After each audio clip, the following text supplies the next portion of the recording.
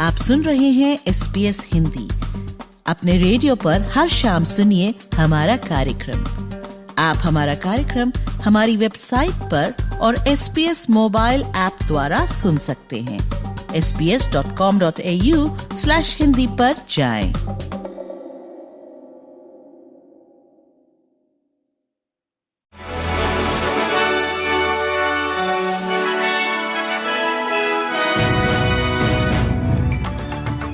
एक रिपोर्ट के अनुसार यूक्रेन ने एक अमेरिका के साथ मिनरल राइट्स डील पर सहमति जताई है। ये निर्णय शुक्रवार को व्हाइट हाउस में एक साइनिंग समारोह के दौरान औपचारिक रूप से किया जाएगा। एक यूक्रेनी स्रोत ने AFP न्यूज एजेंसी को बताया कि इस समझौते में अमेरिका यूक्रेन की खनिज संपत्ति यानी मिनरल वेल्थ के विकास में शामिल होगी और इसकी आय एक नवगठित कोष में जाएगी। प्रधानमंत्री एंथनी एल्बनीज़ी ने चाइना के वॉरशिप्स की निगरानी पर ऑस्ट्रेलिया का बचाव किया है। ये तब हुआ जब सरकारी अधिकारियों को चाइना के लाइव फायर अभ्यासों के बारे में जानकारी मिलने की समय सीमा को लेकर सवालों का सामना करना पड़ा।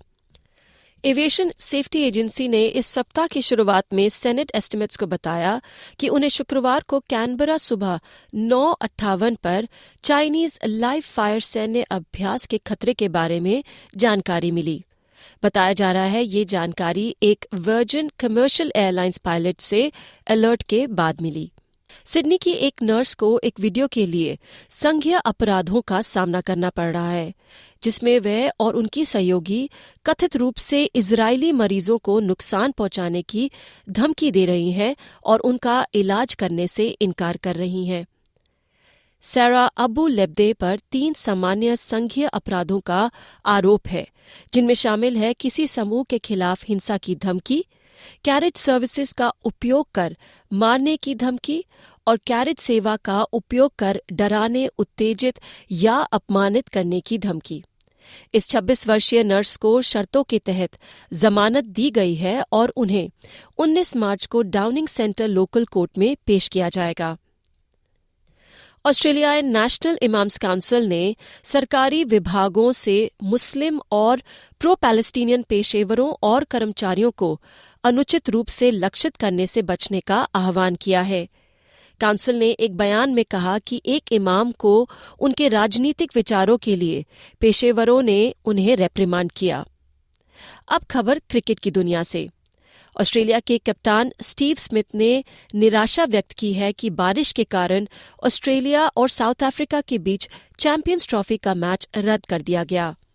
अब ऑस्ट्रेलिया और अफगानिस्तान शुक्रवार को लाहौर में ये मैच खेलेगी। अगले महीने मेलबर्न में ग्रां प्री शुरू होने वाला है।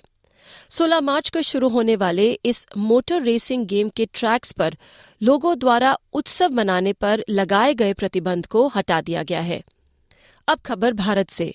दुनिया का सबसे बड़ा धार्मिक आयोजन महाकुंभ 45 दिन बाद आज शिवरात्रि पर संगम में अंतिम डुबकी के साथ समाप्त हो जाएगा। बताया जा रहा है कि इस समारोह में 63 करोड़ लोगों ने प्रयागराज के त्रिवेणी संगम में डुबकी लगाई।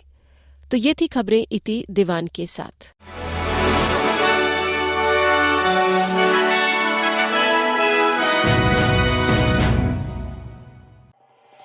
SBS रेडियो से डाउनलोड करने के लिए आपका धन्यवाद। हमारा पूरा कार्यक्रम आप कैसे सुने, इसके लिए sbs.com.au/hindi पर जाएं।